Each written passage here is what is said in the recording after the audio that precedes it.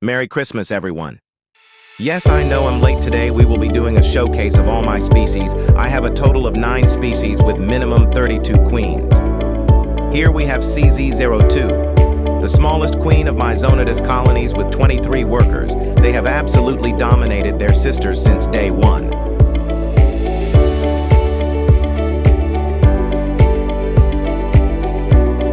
Here we have CL03, who have rapidly been catching up to Zo2 since a 3-way tie in week 7. This colony flew past AO4 and AO5 and are now about to be the second colony to reach 20 workers, but don't seem like they can match 02's pace, although this might be the fan favorite colony. But behind the scenes, they are very annoying, refusing to leave their waste where I can clean it up. But at least they aren't escape artists like our next colony.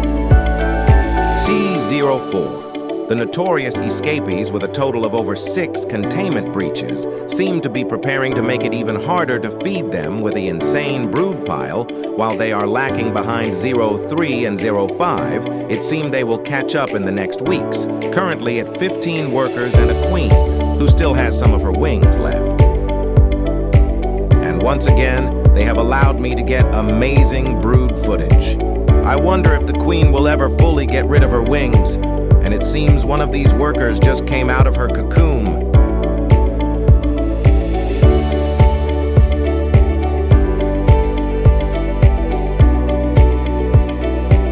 Zo5, another colony who love escaping. They are at 18 workers, and from what I see, the queen might still be able to fly with her fully intact wings and also have a large brood pile. This colony is expected to get to second place, overthrowing Oro3's reign, proving you don't need to be wingless to be fertile. Although I don't have a macro lens, you can actually see her oculi, the 3 dots on a queen ant's head used for sensory while flying during nuptial flight. This is personally my favorite of my new zonatus colonies.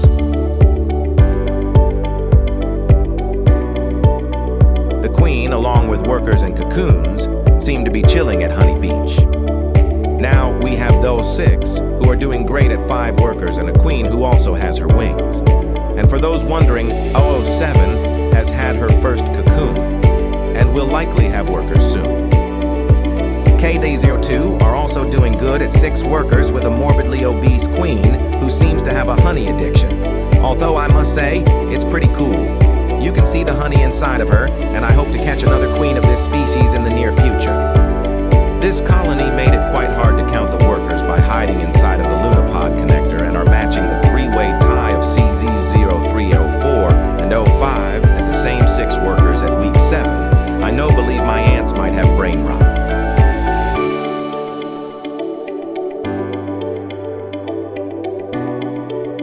Now on to 2 of my 10 trap jaw queens, and 1 of my 2-2 queen experiments. I believe they might be eating eggs, as I'm pretty sure I haven't seen a single larva in the 4 weeks they've had eggs due to this.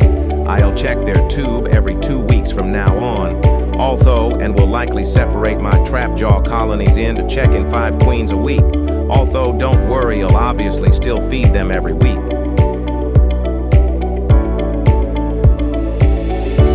Here we have the 3 queens that I caught in the same day last week. It's like every week, there seems to be at least 1 or 2 more of these in my yard. And I'm going to start putting any trap jaw queens I catch into naturalistic setups with my other bugs, or just leave them in the wild. Because I'm not dealing with any more trap jaw colonies. If I could, I would definitely sell or give these away after my 8th queen. Any more than that is simply too much. Here's one of my other queens who I caught with a worker.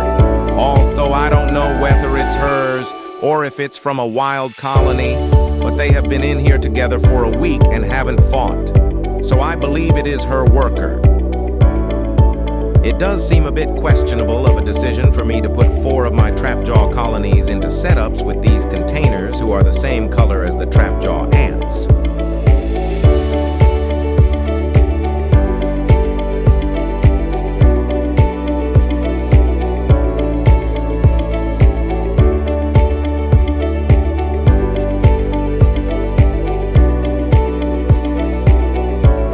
Then, of course, we have my largest colony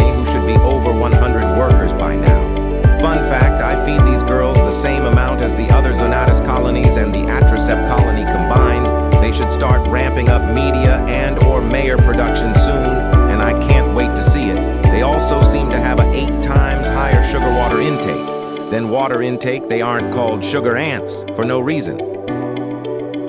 Another thing is I failed to catch this queen the first time I found her accidentally destroying her first eggs in the process. It's the next week where I refound her and caught her, which is likely why it took 3 months for her to get her first workers due to the amount of stress, and it's quite impressive. She survived having her eggs destroyed and managed to found a colony again. Then we have our golden camponotus queen who has laid her first eggs, meaning in about a month, we should be able to identify her. It seems she's camera shy as she always freezes up when I try recording her.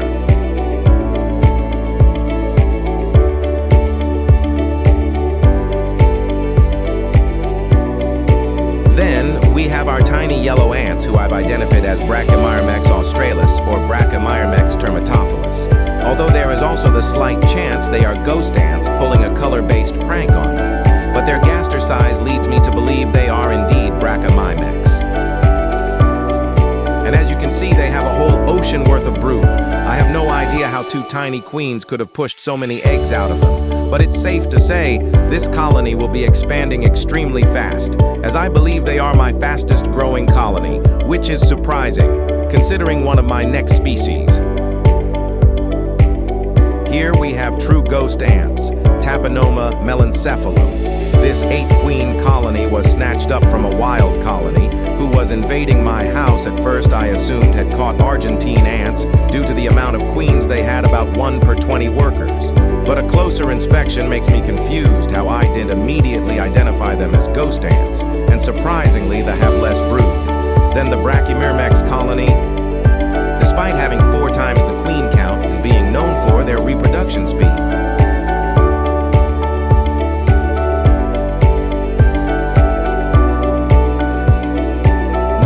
Update on my tetramorium lanuginosum colony. The first clips of these back in my first 3 vids were from last year. I've generally failed to grow this cotton-destroying colony. I'll try to do some research on the species to fix this. They are also the reason I said I have minimum 32 queens, as I don't know how many queens they still have, as some could have died, and I never counted them to begin with, although they should have multiple. Then we have these tiny ants who I've identified as pheidole navigans. These are not described in my region, likely due to pheidole navigans being mistaken for pheidole morans in the past. I'm very happy to find they are pheidole, as I've always wanted to keep big-headed ants. Although they are small for my taste, I'll take what I can get, and to be clear, they could be morans. But I believe the queen is too small for that, so navigans is the more trustworthy eye.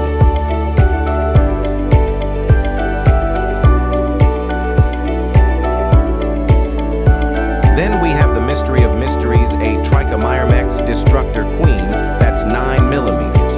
I could not find a single matching species in over an hour of research. All the species I found were too small, such as Trichomyrmex destructor, Solenopsis pygmaea and Solenopsis tansa, or the wrong shape such as Solenopsis invicta. The only thing I know is it's almost certainly not described in my country, and ChatGPT could not for the life of it find a matching species. The honey I placed for her spilled all over, which, if not for me, checking on her early to identify her, could have led to her death. Sadly, I believe this destroyed her eggs, but based on the genus, this queen is likely and that shouldn't be much of a problem. So hopefully her workers can aid in the identification of her species, if she's not a new species, which is generally my best guess at the moment. But all I hope for is that she lays new eggs.